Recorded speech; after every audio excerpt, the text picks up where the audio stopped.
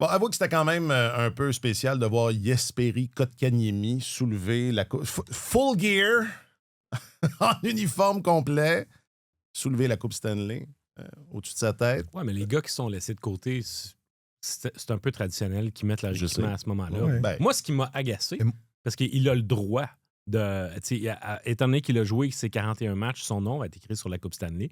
Ce qui m'a agacé, c'est la vitesse avec laquelle il s'est retrouvé avec la Coupe dans les bras. Parce qu'il a soulevé la Coupe avant qu'Andrew Miller, qui a été le défenseur le plus régulier des Hurricanes durant les séries éliminatoires, et avant Brendan Bossy, qui, mine de rien, un blanchissage pour gagner la Coupe. Puis non, c'est le bon KK qui récupère. Spécial. Ouais. Fait que Nicolas Deslauriers a été un des premiers aussi. Il a été quoi, comme 5e, 4e ou 5e à soulever la Coupe? Ouais, mais c'est ça, c'est Carrier, William Carrier qui lui a remis. Mm-hmm. Je sais pas si c'est parce que c'est un clin d'œil, parce que selon toute vraisemblance, c'est le terminus là, pour Nicolas Deslauriers dans sa carrière. Alors peut-être que c'est un clin d'œil de dire, regarde. Ouais, ben, ou du moins, mais, on peut chercher des explications. Dans le cas de Kotkaniemi, Kotkaniemi. En même temps, les gars qui ont été sur la glace puis qui se sont démenés corps et âme devraient avoir préséance sur ceux qui étaient dans les tribunes. T'sais. Depuis longtemps, là. Mais Kotkaniemi, je le regardais puis je me disais, hey, imagines-tu, il est 1 an plus jeune. C'est Brady Tkachuk. Non, mais il peut encore en gagner beaucoup. Là. Combien de Coupes Stanley, Tkachuk? C'est ça. C'est ça. Et voilà. Bon. Pas plus compliqué. Moi, j'ai toujours... Écoutez, vous allez trouver ça peut-être un peu bizarre, mais évidemment, faites pas le saut, je n'ai jamais été un athlète professionnel. Ouais. Mais on a tous fait du sport à un certain niveau. On a tous, tu sais... je sais pas, moi, si... J'ai déjà posé la question à Cristobal Huet et c'était juste après la conquête, une des conquêtes du Lightning où Steven Stamkos avait très, très peu joué. Souvenez-vous, il avait joué comme 2 minutes, mais il avait marqué un but. Oui, il était revenu d'une blessure puis s'était reblessé tout de suite. Puis on parlait... C'était dans la bulle à Toronto. C'est ça, ouais. On parlait de ça, puis j'étais comme... Et lui, Huet a soulevé une Coupe Stanley dans laquelle il n'a pas... pour laquelle il n'a pas joué beaucoup, là, ou pas même à Chicago. Ouais. Puis j'étais comme... C'est pas comme un peu... mi-figue, mi-raisin, tu sais, comme quand tu gagnes la Coupe Stanley, mais t'as pas joué, tu sais. Puis il m'avait dit que j'étais un imbécile, ce qui est vrai. Il n'avait pas dit ça comme ça, là, mais il m'avait bien fait comprendre que ça n'avait pas rapport. Mais je reste avec ce sentiment-là. Moi, je sais pas si... J'essaie de me brojeter, là. Puis il est trop tard. Là. Je ne gagnerai pas la Coupe Stanley. J'en ai fait mon deuil. Mais je sais pas si je serais allé. Tu sais, mettons, j'ai joué 40 matchs dans la saison, là, puis j'ai pas joué depuis janvier. Tu sais, j'aurais été content, j'aurais célébré. Est-ce que j'aurais mis mes patins et tout le truc, puis que je serais allé faire mon tour? Je sais pas. Ces gars-là, que tu joues ou non, les bonnes équipes ont le don de faire sentir à tout le monde qu'ils sont une partie intégrante de l'équipe. Fait que même si tu n'as pas joué depuis longtemps... Oui, mais c'est mon feeling personnel. Oui, je comprends, mais je pense que si tu étais immergé dans cette situation-là, probablement que tu le vivrais autrement, parce que tu es quand même... Tu le vis, tu as le pouls de l'équipe, tu es au milieu de ces gars-là durant toute l'année, tu offres du support. Certains gars qui, même s'ils ne jouent pas, vont offrir toute forme de soutien. Un gardien de but auxiliaire, surtout, même s'il ne joue pas, ben écoute, il est quand même là à l'entraînement, puis il a son utilité. Fait que c'est... Non, il y a besoin d'être là. Ne serait-ce qu'en juste l'idée. Sinon, non, on a un auxiliaire. Mais écoute, ça me fait penser à... Ce que tu me dis là, ça me fait penser à Gilles Lupien, un passage dans sa biographie où il raconte que quand le Canadien a gagné la Coupe Stanley en 1978, il était en uniforme, il était sur le banc, il a été en uniforme sur le banc dans plusieurs matchs. Et quand le Canadien a remporté la victoire décisive, les gars soulevaient la coupe, là, puis fêtaient sur la patinoire, puis il est allé s'asseoir dans la porte, dans l'ouverture de la porte au banc, là, puis il disait ils ont gagné, wow! Dans son équation, lui, il était en retrait du top 3, du Big 3, on s'entend, là, mais c'était une équipe qui était une des meilleures de l'histoire du hockey. Il y avait plein de super vedettes, puis il était en patin avec eux autres sur la patinoire. Puis il s'excluait de l'équation en disant « Wow, ils ont gagné, quelle équipe d'hockey extraordinaire! » Fait que je comprends un peu ta réflexion sur les gars qui se sont juste entraînés pendant ce temps-là puis qui étaient prêts au cas où ils allaient recevoir l'appel, mais c'est un beau... Ben oui. C'est une belle démonstration d'inclusivité de considérer que tout le monde fait partie de l'équipe. Ben oui, et qu'on se comprenne bien, là, moi, c'est pas du tout un jugement que je porte sur Kotkaniemi ou... c'est vraiment un réflexe ou une intuition très, très personnelle. C'est ça, je pense que je bouderais. Je bouderais. C'est ça. Vous avez gagné la coupe, puis moi, je jouais même pas. C'est ça. C'est du... Mais je comprends. Je l'ai déjà vécu, ça, comme athlète. Quand je lançais au baseball junior, j'étais le lanceur numéro 1 de mon équipe depuis plusieurs années. À mon avant-dernière année junior, on avait une équipe ultra dominante. J'avais une moins bonne saison. Mon équipe a fait une transaction pour aller chercher un autre lanceur gaucher dans le dernier droit de la saison. Puis en séries éliminatoires, j'ai été utilisé dans un match, dans toutes les séries éliminatoires. Puis il faut que tu ravales. Là, tout le monde est positif autour de toi, puis t'encourages. Puis il faut c'est une grande leçon d'humilité et de compréhension du concept d'équipe. Alors, bravo à Jesperi Kotkaniemi. Oui. Et dont l'exploit n'est absolument pas diminué. Puis 1-0 Kotkaniemi contre Tkachuk sur la Coupe.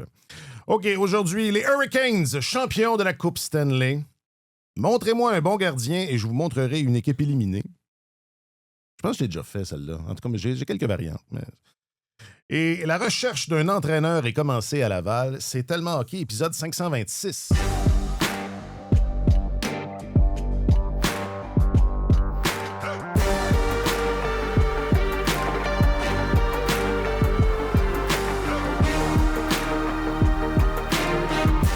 Votre chroniqueur principal au service des sports, M. Martin Leclerc. Allô, Martin! Messieurs, bonjour! Hey, te revoilà! Oui! Et il est votre journaliste affecté aux affaires du hockey, M. Marc-Antoine Godin. Bonjour, Marc-Antoine! Bonjour! Bonjour, Godini. Je m'appelle Alexandre Coupard. Alors, ce qui devait arriver arriva, j'ai envie de dire. Surtout que ce match numéro 6-là a ressemblé pas mal à ce parcours des Hurricanes. Qui, vous l'avez écrit, mais c'est bien documenté, là, est absolument historique. C'est quoi, c'est 16 victoires, 3 défaites. C'est 16 victoires cette fois-ci. 3 défaites. Non, c'est ça, surtout 3 défaites seulement. Je sais pas, pourquoi vous voulez commencer? Écoute, là, je vais être plate, je suis plate. Je boude, hein? J'ai pas joué, j'ai pas gagné. Ils ont été en santé.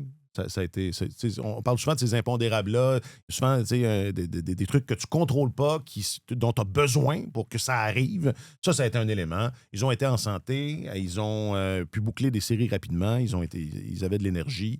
Ça prenait ça aussi pour aller avec leur style, ce fameux style de jeu. Pour gagner en séries éliminatoires, ça prend 3 choses. Il faut être bon, il faut être chanceux, il faut être en santé. Ils ont eu ces 3 ingrédients-là. On a longtemps dit que ça prend un gardien de premier plan aussi pour gagner la Coupe Stanley. Ils ont réussi à le faire sans cet outil-là très, très important. Puis, écoute, bravo. Moi, je suis époustouflé. Je ne sais pas si je l'ai raconté au balado, mais avant que les séries commencent, il y avait un entraîneur junior majeur qui m'a appelé et qui m'a dit, écoute, je commence à réfléchir pour la saison prochaine, puis à mes systèmes de jeu, puis c'est ça. Puis quelle équipe je devrais suivre pendant les séries? Quelle équipe a un système qui se distingue des autres dans la Ligue nationale? J'avais dit, elle m'a dit, à ton avis? J'ai dit, les Hurricanes de Caroline. Il n'y a personne qui joue comme eux. Puis c'est l'équipe qui dominait en possession de rondelles depuis 4 ans, 5 ans dans la Ligue nationale de hockey. C'est l'équipe qui a eu le plus de succès depuis 8 ans, de façon ininterrompue, dans la Ligue nationale. Carré d'as, il faut que tu sois bon pour aller au Carré d'as 3 fois en 7 ans, avant cette année. C'était la quatrième fois en 8 ans. Puis, c'est ça. Moi, je trouve que c'est le triomphe d'un système de jeu. Le système de jeu des Hurricanes, est aux années 2020, ce que peut-être le système de Jacques Lemaire était aux années 90. C'était une façon, adapter la façon de jouer à la personnalité de ton équipe ou adapter la personnalité de ton équipe à ton système de jeu pour faire en sorte que ça soit ultra efficace. Puis ça a été vraiment une démonstration impressionnante d'exécution. Moi, ce qui me fascine, c'est que, Martin, tu parles du fait que là, il en était à leur 8e année de haute compétitivité.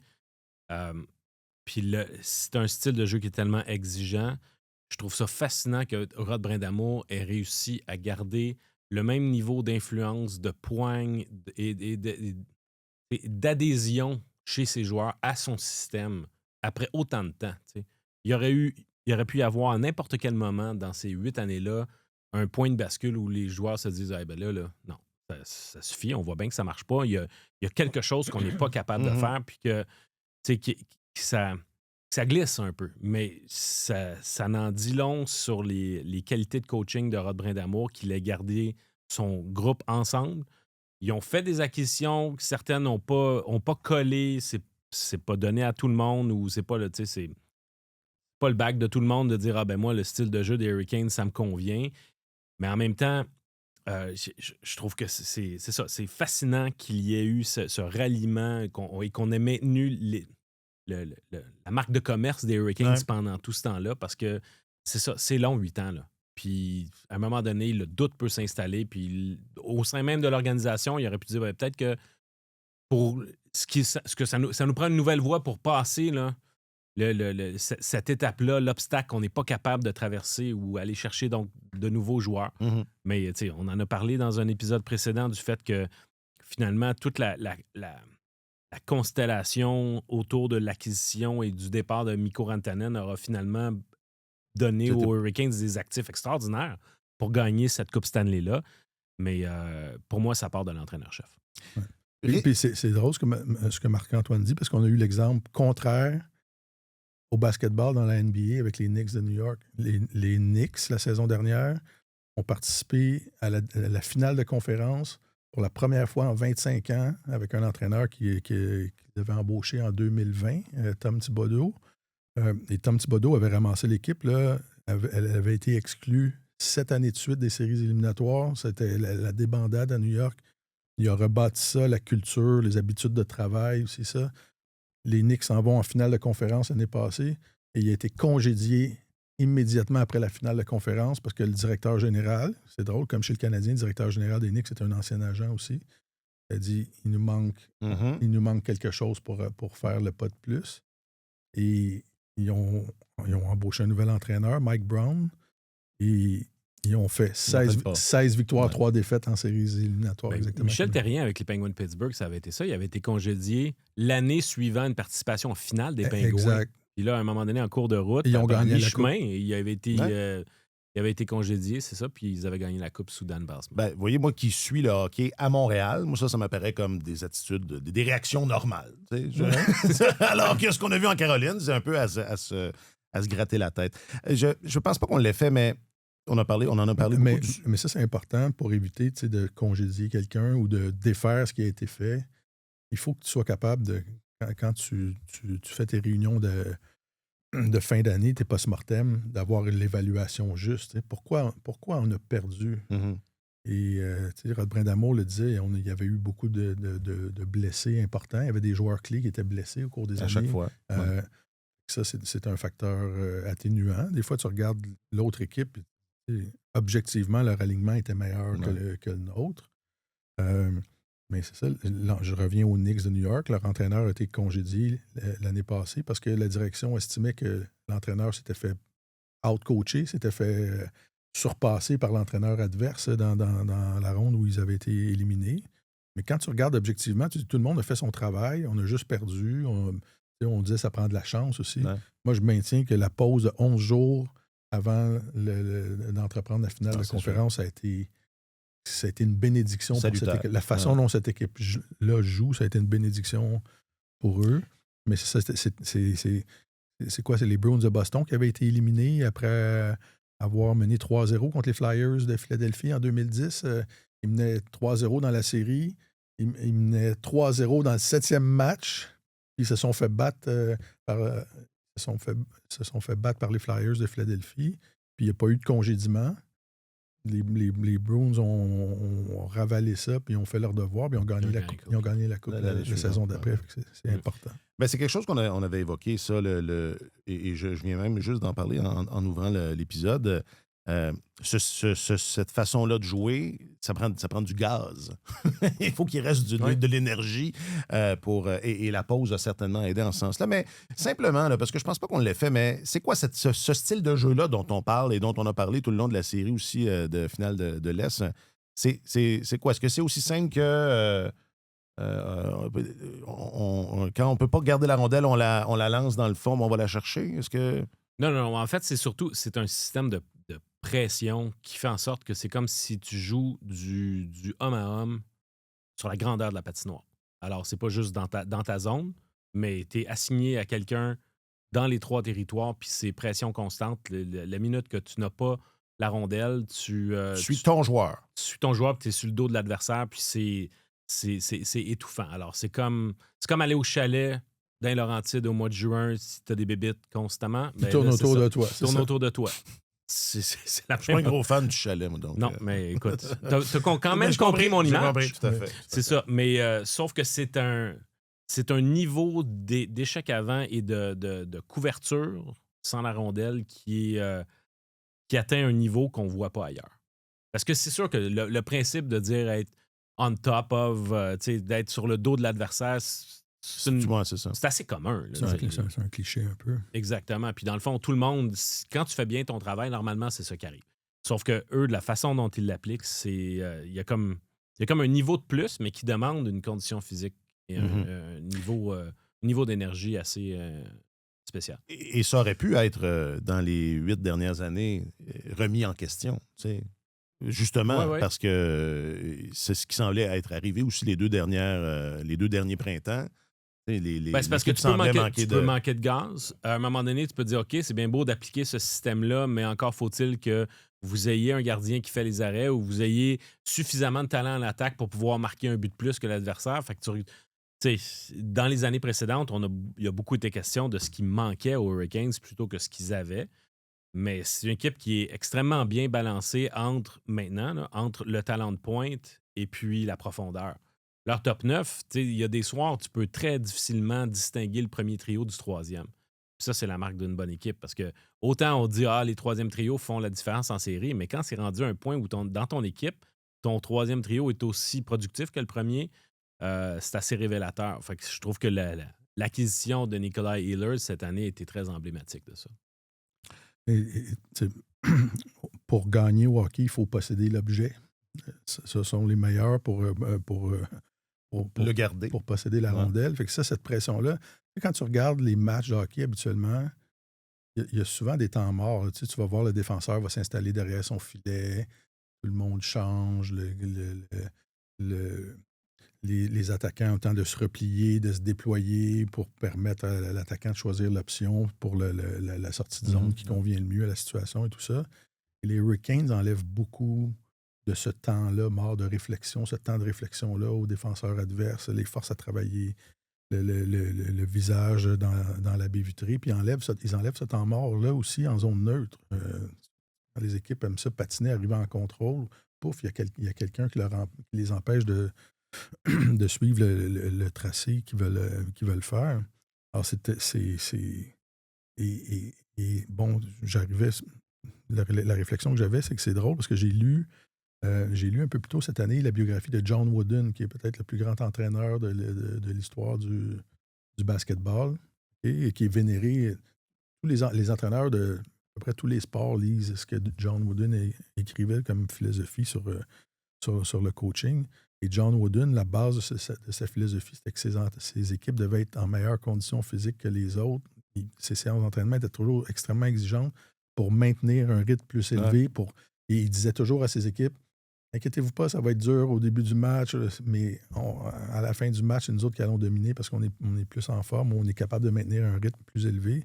Et tu regardes les Hurricanes, leur parcours éliminatoire, ça a été ça. À un moment donné, leurs adversaires finissaient par plier les genoux, se défendaient, puis à un moment donné, dans le 6e match, les Golden Knights n'étaient plus les mêmes, les mêmes Golden Knights qu'au début de la série. Alors maintenant, la question, comment on fait pour répliquer ce modèle? Parce que Marc-Antoine, corrige-moi si je me trompe, tu n'étais pas là. On a évoqué ce sujet-là, il me semble, avec Gascon, il y a peut-être 2 semaines. Puis Alex et Martin, tu me diras si je résume mal votre pensée. Vous sembliez dire que c'était plus du folklore que quelque chose qui se vérifie, que la Ligue nationale, c'est une ligue de copycat league. Marc-Antoine en parlait dans son dernier texte, exactement. Mais je vous demandais il y a 2 semaines, si ce sont 2 équipes avec des styles tellement particuliers, y a-t-il quelque chose à copier? Là, on vient d'en parler en long et en large. Il y a une recette très, très bien définie qui explique, qui fait en sorte que les Hurricanes ont gagné la Coupe Stanley. Est-ce qu'il y a quelque chose à piquer là-dedans? Ben moi, au plan offensif, l'efficacité du mouvement circulaire, le fameux cycling des Hurricanes, encore là, c'est rien de neuf. Il y a d'autres équipes qui l'ont fait avant, mais je trouve que ça, c'est quelque chose que si tu peux t'assurer de l'avoir dans ton jeu, de prolonger les présences en zone offensive, c'est un atout qui contribue à fatiguer l'adversaire énormément. Puis les Hurricanes le font à tort et à travers, prolonger les séquences. Puis moi, une des choses que j'aime le plus au hockey, c'est quand une équipe attaque et change ses 5 joueurs sans que la rondelle ne quitte la zone. Pour moi, là, ça, c'est le summum de la domination. C'est du gros plaisir. Ouais. Et je constate que les amateurs des Hurricanes, c'est parmi les choses qu'ils préfèrent aussi. Parce que c'est pas... Il y a des marchés où ils ne s'en rendent pas compte que les joueurs changent. Il y en a d'autres où ils le font, puis ça va bien. Mais regardons, ils ont eu le temps de changer. Mais là-bas, en Caroline, c'est un moment où la foule crie le plus fort. Et il y a comme un engouement genre, là, on les a. Puis ça applaudit plus qu'une grosse mise en échec ou une chance de marquer. C'est intéressant.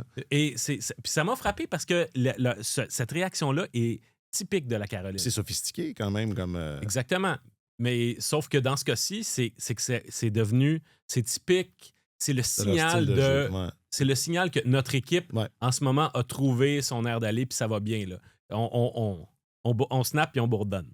Alors, écoute, encore là, c'est de la même manière que dire es-tu le dos de l'adversaire, c'est un peu, c'est des évidences, mais sauf que quand je regarde les efforts du Canadien ou les soirées où Martin Saint-Louis regrette que son équipe, des fois, n'a pas passé suffisamment de temps en zone adverse, ou on va chercher Alexandre Texier puis on s'empresse de lui donner un nouveau contrat de 2 ans parce que sa qualité première, c'est de prolonger les présences en zone adverse par sa protection de rondelle, puis le fait qu'il attend.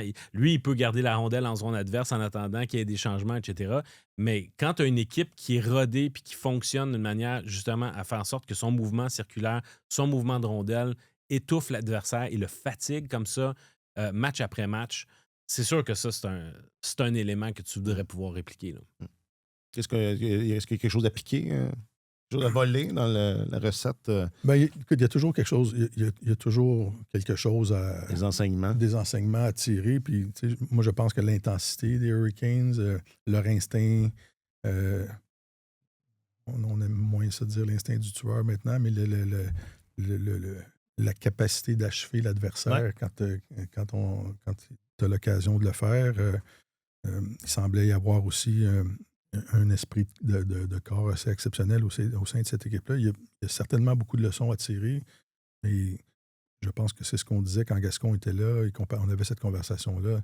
C'est extrêmement difficile de copier dans la Ligue nationale d'une année à l'autre en fonction de qui gagne, parce que toutes les équipes n'ont pas le même genre de personnel, le même genre de qualité. L'attaque en cercle, tu peux vouloir en faire tant que tu veux, mais avec Cole Caulfield, je pense que c'est moins sa tasse de thé, ce genre de système d'approche-là. Offensif-là. Fait qu'il faut que tu exploites les forces. Faut que tu exploites les forces que tu as. Tu essaies de minimiser tes faiblesses. Et eux ont exploité leurs forces là, de façon incroyable. Et la capacité de gagner sans avoir un gardien dominant, ça montre à quel point ton système est dominant. Mais ça, c'est pas une bonne idée là, d'essayer de d'avoir un bon gardien, c'est quand même encore une bonne approche. Idéalement 2. Mais C'est parce que quand tu as beaucoup la rondelle, puis que tu domines outrageusement la possession de rondelle, puis les tentatives de tir, Tu biffes. tu fais en sorte que ton gardien de but est moins occupé. Mhm. Puis c'est drôle parce que Frédéric Andersen a été très polarisant durant les séries éliminatoires. Puis dépendant du réseau que tu écoutais, les perceptions pouvaient être différentes. Il y en a à certains postes, ils disaient ça n'a aucun sens qu'il y ait encore le filet, il est mauvais. Puis tu changes de poste, puis là, on dit ben là, si ça continue, ça va être un candidat au trophée Conn Smythe. Ses statistiques étaient mirobolantes, mais sauf que dans la façon dont il faisait certains arrêts, tu disais, c'est pas rassurant. Ouais. Sauf que même si ça a toujours été un gardien numéro 1 un peu kiff-kiff, il n'a jamais été vraiment dominant puis emballant comme tel. Il est peut-être dans le dernier tiers des gardiens numéro 1, entre autres à cause de sa difficulté à rester en santé. Mais évidemment, on a mentionné le nom de Brendan Bossy en ouverture. Lui, il arrive comme un cheveu sur la soupe. Puis il démontre encore une fois que n'importe qui peut arriver puis être un bon gardien de but. Dans mon article... Quelle phrase dangereuse. Dans mon article... Non, mais ce que je veux dire, c'est que dans mon article hier, je mentionnais le fait que... Dans une courte période, c'est vrai. C'est comme Ratatouille, le film Ratatouille. Dans le film Ratatouille, ils disent n'importe qui peut cuisiner, mais c'est pas que n'importe qui peut cuisiner, mais c'est juste qu'un bon cuisinier peut provenir de n'importe où. Et puis, je trouve qu'un gardien de but de la Ligue nationale, c'est ça également. Et surtout pour une courte période. Mais regarde, mais avant Bossy, Aiden Hill qui était assis au bout du banc, c'était pas exactement un gardien là, encensé de toutes toujours pas parts. Plus le cas parce que Tortorella ne lui a pas fait confiance. C'est incroyable. C'est incroyable, ça. Ouais. Ben on va se refaire un petit bout Tortorella tantôt. Mais tu sais, Darcy Kemper, c'était pas non plus un gardien de but numéro 1 hors pair. On remonte à Jordan Bennington avec les Blues de Saint-Louis, même chose. Non, c'est ça. Mais leur chiffre était... Bennington avait été bon sur une longue période quand même dans la saison. Là, il avait surgi mais il sortait. Il surgissait de nulle part. Lui, le phénomène, ça avait commencé... C'est vous qui avez décidé que c'était sur une courte période. Moi, j'inclus aussi la saison régulière parce qu'il était pas dans les plans. À la base, c'était le gardien numéro 4 ça se défend des Blues. Que c'est pas une longue période. C'est pas une longue période. Une saison, c'est pas une longue période. Ouais. Comment est-ce qu'il s'appelait? Le Jim Carrey? Oui, c'est ça. Il y en a eu quelques-uns. Parce qu'on parlait de Bossy. Pour moi, une courte période, c'était pendant 4 matchs. Là. On l'a sorti du tiroir. Mais c'est quoi ces chiffres à Bossy pendant cette... 931. OK, donc c'est quand même assez élevé. C'est juste que les moyennes ont été très, très basses. Mais il a joué 37 matchs quand même en saison durant régulière. La saison. Puis il a été... écoutez, il a affiché... Là, j'ai ses statistiques ici. Là. Il a joué... Il a quand même joué... Ah non, ça, c'est pour... excuse-moi. Ça, c'est 880... C'est Mike Bossy. Non, c'est pas le même. C'est ça. J'allais dire 931. Ça, ce sont ses 4 matchs en séries éliminatoires. Il y a 895 en 39 matchs cette année. Alors, c'est quand même été une moyenne de... 31 victoires, 6 défaites. Avec une équipe dominante. 895 avec une équipe dominante. Là. Parce que tu écrivais dans tes notes, Martin, est-ce que ce sont les plus faibles taux de pourcentage d'efficacité? Après les 4 premiers matchs, c'était la finale où les taux d'efficacité combinés des gardiens des deux équipes. Ouais. Donc, c'était la plus mauvaise performance de gardien de but en finale depuis 1973. Et c'est quand même en 73, c'était Ken Dryden contre Tony Esposito. Là, ça peut arriver. Ça arrive aux meilleurs. Consolez-vous! Ça peut arriver dans les meilleures familles. Mais c'est ça. Il y a un confrère du site athlétique qui écrivait en 73, il y avait encore des gardiens qui protégeaient le filet sans masque, sans porter de masque. Là, fait que ça remontait. Plus poreux, ouais. Ça remontait à loin quand même. Et Bossy, l'entrée en scène de Brendan Bossy a corrigé cette trajectoire-là pour les Hurricanes. Et jamais John Tortorella a songé faire la même chose de son côté, alors qu'il y avait un gars au bout du banc qui avait déjà... Brendan Bossy, c'était personne là, au bout du banc. Il n'avait jamais joué en série. C'est le nouveau Aiden Hill, Brendan Bossy. Les Hurricanes ont été un peu forcés. Là. Anderson a dit après le dernier match de la finale qu'il s'était blessé à un genou, qu'il s'était fait quelque chose à un genou, qu'il n'était plus capable de jouer. Mais il y avait un gars au bout du banc, John Tortorella, qui avait gagné la Coupe en 2023, qui avait de l'expérience en série, qui qui est bien inséré, qui est bien.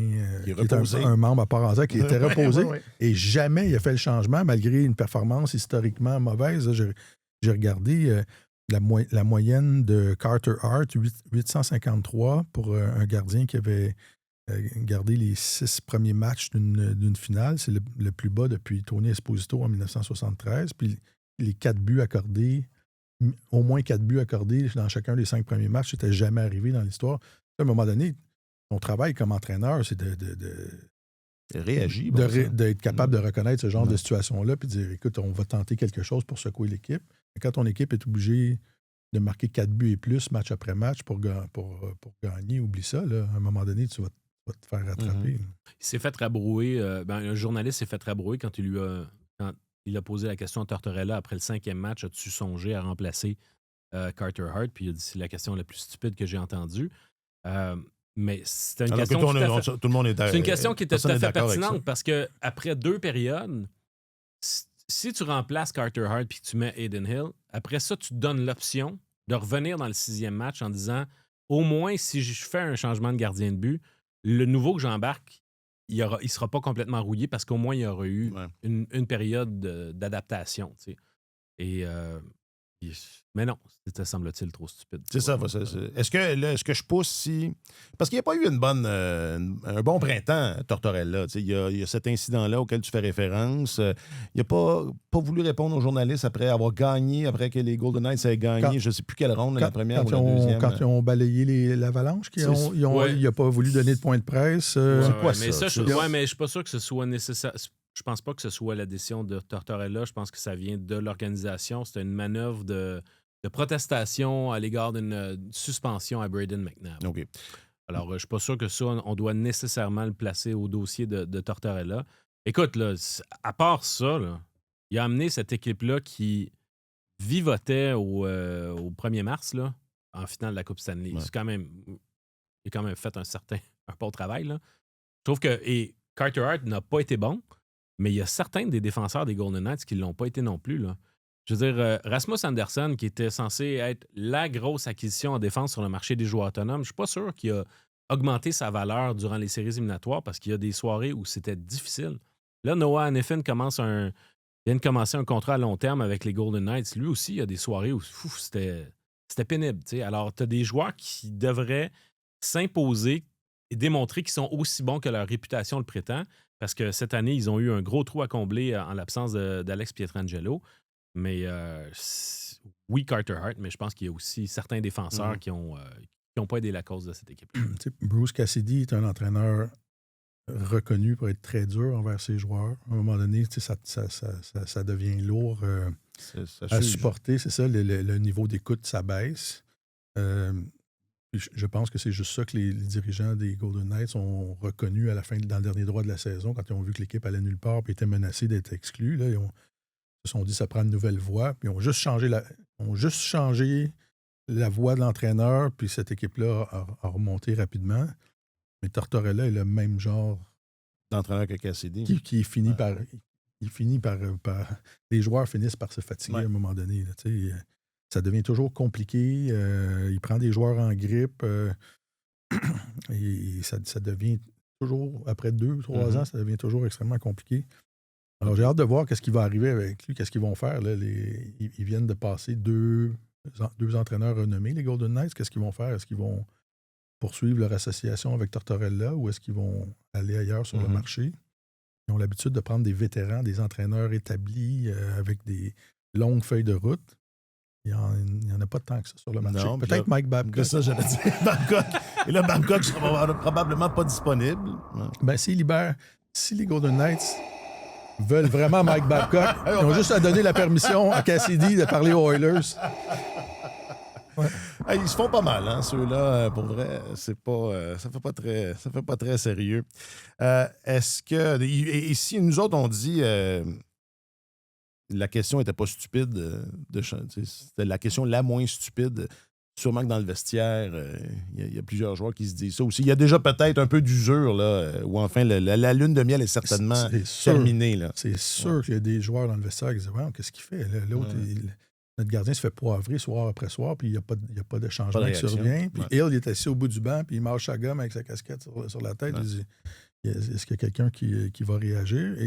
Et ça a souvent été, la gestion des gardiens, pour Tortorella, ça a souvent été une aventure. Là. Ça a été- Il devrait faire comme Martin Saint-Louis et s'en remettre à son entraîneur de gardiens. Parlez-en à Marc Denis, la gestion Ouais. des gardiens, mais fait que c'est ça. T'sais, des fois, il prend des gardiens en grippe pour aucune raison, Ouais. puis là, il les écarte du portrait. Puis avec Carter Hart, ça semblait reposer sur le fait qu'ils avaient déjà travaillé ensemble à Philadelphie, puis qu'ils avaient confiance en lui, Mais à un moment donné, il faut que tu juges sur ce qui se passe à partir de ce qui se passe sur la patinoire. Là.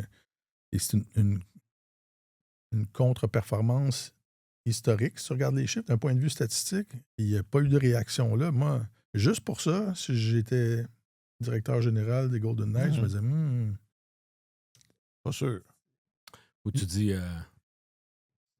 parlez-en à Marc Denis, parlez-en à Roberto Luongo aussi, ben oui. avec les Canucks de Vancouver. Ah, là.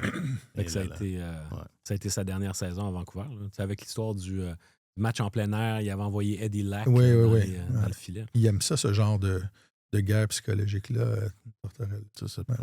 Mais en même temps, tu sais, lui, il s'est donné toutes les cartes. Lui, il veut continuer de coacher, évidemment. Puis, il aurait pas pu en faire beaucoup plus pour pouvoir convaincre cette équipe-là de dire, ben, ramenez-moi derrière le banc. Fait que ça va être une décision intéressante à suivre. Question du public, réseaux sociaux. Question du public, réseaux sociaux. Question du public, réseaux sociaux. Question du public sur les réseaux sociaux. Là où ça fait mal, réseaux sociaux. Question du public. Question du public. Question du réseau. Question du public. Alors, on vous demandait via les réseaux sociaux de Radio-Canada Sport. Hey, ça fait longtemps que... Qu'est-ce qui s'est passé avec notre TikTok? Hein, je m'interroge, là. Le comme TOC? ça. Le Non, TOC? je sais Je sais pas. On n'a pas... Enfin, il n'y a pas de réponse du TOC. Ce ne sont que les réseaux sociaux de Radio-Canada Sport. On vous demandait qu'est-ce qui fait la différence pour les Hurricanes? Sur le book, Pierre-Étienne qui dit « Le travail d'équipe incroyable, mais surtout affronter deux clubs pas prêts en début de parcours. Ça n'a pas nui. » Tommy, le travail en zone neutre est tellement excellent chez les 15. Leur système t'oblige à dropper le puck dans le fond du territoire. Avec Angsmke. C'est pas compliqué. Quoi? C'est pas compliqué. Angsmke. OK. Ça, c'est sur le tube. Le bon vieux Rod. Je parlais, on a ouvert en parlant de célébration bizarre. C'était pas un peu bizarre aussi de le voir enlever sa chemise pour. En tout cas. Mais pas bizarre, là, mais je sais pas. C'était très Il est théâtral. encore en forme. Là, monsieur. Oui, son surnom est pleinement. Rod the Bud. Pleinement mérité. Ça, c'est vieux YouTuber sur le tube, de la hargne dans l'étanchéité défensive. Et sur le Gram, Monique qui dit le papier sablé, comme on dirait en bon français, et le mot de la fin à Monstre de Chilla. Le tout était plus grand que la somme des parties. C'est un sport d'équipe, pas de star. C'est sa combienième présence au balado cette saison? Monstre de Chilla, il est rémunéré. Il est sur le payroll. OK, parfait.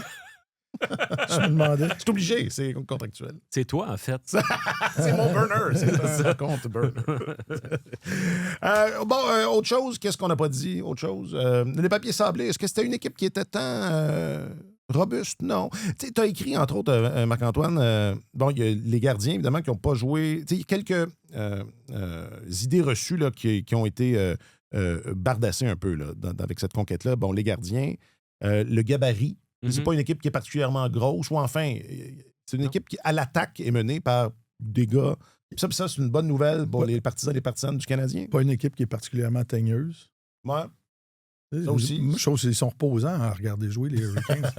T'as pas de bagarre qui finissent plus à tout bout de champ devant le filet, des coups de poing inutiles, du chamaillage, comme on a vu contre le Lightning de Tampa Bay. Là. Les gars font leur affaire. Des fois, ça s'obstine un peu, là, c'est ça. Mais c'est une équipe qui se concentre sur sa façon de jouer. Il arrivera ce qui arrivera. Mais quand t'es rapide puis que t'es constamment sur l'adversaire aussi, tu dis ils sont pas teigneux, ils le sont teigneux. C'est juste que c'est teigneux d'une façon différente. Oui. Mais c'est encore là, c'est les mouches. C'est ça. Mais c'est des mouches, c'est pas des thons. C'est pas des guêpes. C'est ça.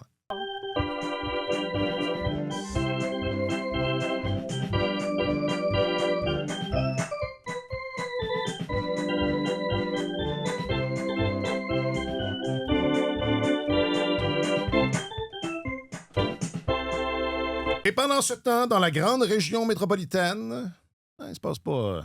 il se passe... On a une recherche d'entraîneurs du club école en cours.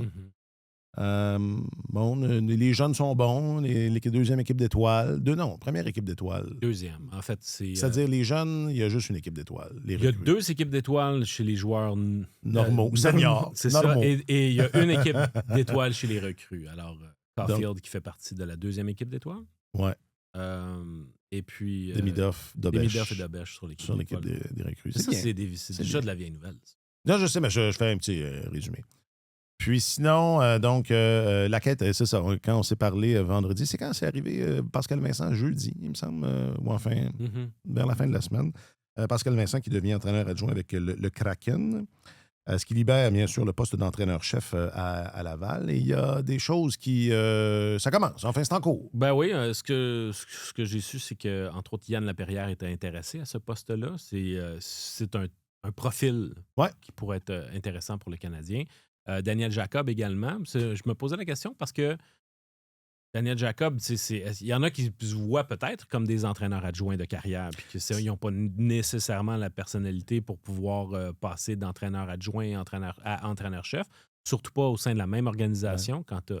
Mais heureusement, la beauté de la chose... Ça fait combien de temps qu'il est entraîneur adjoint du Rocket?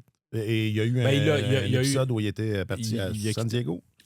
Et Syracuse aussi. Syracuse, en fait, il a suivi Joël Bouchard. Mais la beauté de la chose, c'est que dans la Ligue américaine, étant donné qu'il y a un certain roulement, c'est pas la même chose que, par exemple, dans la Ligue nationale où c'est plus statique au niveau d'une année à l'autre au sein de ta composition. Fait que d'avoir un adjoint que tu essaies de convertir en entraîneur-chef, ça peut être plus difficile, dépendant du rapport qui a déjà été établi avec les joueurs. Mais je pense que c'est moins un enjeu au niveau de la Ligue américaine. Mais il est quand même très, très bien considéré. Fait que je m'attends à ce qu'il soit quand même Est-ce qu'on sait des chefs de file. Parce qu'il était déjà là quand Pascal Vincent est embauché? Oui. Ouais. Alors, ce serait nouveau sur son... Ou enfin, ce serait la première fois qu'il se manifesterait? Ou... En fait, il a quitté Syracuse... Daniel Jacob pour des raisons familiales. Il a longtemps travaillé aux côtés de Joël Bouchard, de ça remontait à l'Armada de Blainville-Boisbriand depuis le milieu des années 2010. Quand Joël a gradué dans la Ligue américaine, il a amené Daniel Jacob avec lui. Et c'est toute une tête d'hockey, Daniel Jacob, mais c'est drôle, tu regardes son parcours. Il y a des gars qui veulent absolument être entraîneurs en chef à un moment donné pour montrer qu'ils ont... pour se façonner un curriculum vitae qui fait en sorte que, bon, quand il y a des postes qui s'ouvrent, il a été assistant-entraîneur durant toute sa carrière. Sauf une fois, peut-être... En Serbie? En Serbie, il était-tu entraîneur-chef ou entraîneur adjoint? Sur l'équipe junior, il était assistant-entraîneur. OK. Alors, c'est ça, il était assistant, mais c'est toute une tête de hockey. Et s'il a travaillé longtemps comme ça avec Joël Bouchard, c'est un gars extrêmement exigeant, là, pointilleux. Il a travaillé longtemps comme ça avec Joël, c'est parce que c'est un adjoint extraordinaire. Et je sais que Pascal Vincent l'avait en très, très haute estime. Okay. Ce gars-là va, je pense, éventuellement gagner sa vie dans la Ligue nationale. Okay. C'est clair et net. Alors, est-ce que c'est le temps? Là, le Canadien, le gars a de l'expérience à revendre. Est-ce que tu as besoin des mêmes qualités pour être entraîneur dans la Ligue américaine que tu as besoin pour être entraîneur dans la Ligue nationale de hockey? Je pense pas. Je pense qu'il faut que les qualités d'enseignant sont primordiales, particulièrement importantes. Tu n'as pas à négocier avec des super vedettes qui regardent est-ce que tu as joué au hockey puis qu'est-ce que tu as fait dans ta carrière. C'est ça, ce sont tous des jeunes qui veulent gravir les échelons. Mais je pense que Daniel Jacob va être considéré part avec une longueur d'avance dans cette course-là. Non, je posais la question dans ce sens-là parce que ma compréhension, c'était que il y avait une part qu'il fallait que ça vienne de lui. A-t-il de l'intérêt pour ce poste-là? Fait que ça pourrait être là. Il a de l'intérêt pour ce poste-là. C'est ça. Puis peut-être que ça pourrait aider son accession à la Ligue nationale en tant qu'entraîneur adjoint aussi. T'sais. Fait que c'est pas nécessairement parce qu'il devient entraîneur-chef dans la Ligue américaine qu'il serait entraîneur-chef dans la Ligue américaine, Ligue nationale plus tard. Mais écoute, les le temps presse d'une certaine manière parce que il y a le camp de développement du Canadien qui a lieu dans les jours qui suivent le repêchage, année après année. Puis c'est un moment de l'année où le personnel du Rocket de Laval est impliqué, a vraiment les deux mains dedans. Si le Canadien peut en profiter pour pouvoir, si on peut nommer un successeur, que ce soit fait, ben là, on peut finalement intégrer les jeunes au moment du camp de développement puis avoir tout le personnel en place. Là, c'est sûr que ce serait apprécié. Alors, on garde évidemment l'œil là-dessus. Ouais. Et pour Yann Laperrière, c'est clair, Yann Laperrière se considère comme un entraîneur de carrière. Ça s'est terminé avec le club école des Flyers la saison dernière. Il travaille dans l'organisation des Highlanders depuis ce temps-là avec Mathieu Darche. Les deux ont des liens qui remontent il y a très, très longtemps. Là. Mais c'est sûr que Yann Laperrière veut retourner derrière un banc. Il a énormément d'expérience aussi. C'est un gars que, si tu joues pour lui, tu peux juste le respecter. Là, tu regardes le genre de carrière qu'il a connu, le genre de parcours. Fait que c'est sûr que ça aussi, ça pourrait être intéressant. C'est un candidat intéressant. Est-ce qu'on lui connaît des liens avec les gens qui sont en place à Montréal? Pas tant. Non. Ce serait ça le... Je pense pas qu'il ait été représenté comme joueur par... Il était représenté par Pat Brisson. Ah, voilà. Ouais, mais écoute, au moins, il manque pas de bons candidats parce que même si tu regardes du côté de la Ligue junior majeure du Québec, il y a plusieurs entraîneurs intéressants qui sont peut-être qui pourraient être admissibles ou qui pourraient être aptes à passer à l'échelon supérieur. T'sais. On a mentionné l'autre jour le nom de Sylvain Favreau, mais Steve Hartley, Daniel Renaud, Yannick Jean, il y en a plusieurs. Là. Et puis comme organisation aussi, il y a la philosophie de l'organisation qui peut dicter la mission de ton entraîneur, c'est de développer tes espoirs qui vont éventuellement graduer, mais ta mission comme organisation, étant donné qu'il y a les exigences de la langue et tout ça qui viennent avec le poste à Montréal, c'est aussi de développer. Il faut que tu essaies de développer ton prochain entraîneur. Là, le prochain, si tu prends cette orientation-là, il faut que tu dises, OK, le gars qu'on va embaucher là, il faut qu'il soit... Il faut qu'on juge qu'éventuellement, il va être capable de diriger le Canadien parce qu'il n'y a pas. Le marché est tellement restreint, il n'y a aucune garantie que le jour où ton entraîneur décide de partir ou que tu décides de le congédier, qu'il y a quelqu'un. Que André Tourigny est disponible. Qui a une grosse pointure, c'est Jim ça. Montgomery. Ou, exact. Marc-Antoine aime collectionner la liste des entraîneurs qui parlent français. Ouais. T'en avais un bon l'autre jour. C'était aussi un anglophone. Manny Malhotra. Là, on va le laisser commencer à sa nouvelle. C'est ça, mais c'est ça. Il sera pas disponible l'année prochaine, lui là. Non, certainement pas. Et Pascal Vincent avait certainement ce profil-là. Exact. Et il y a peut-être là aussi un indice sur la philosophie de l'organisation. Ouais. Ou pas. On verra. On verra selon l'embauche.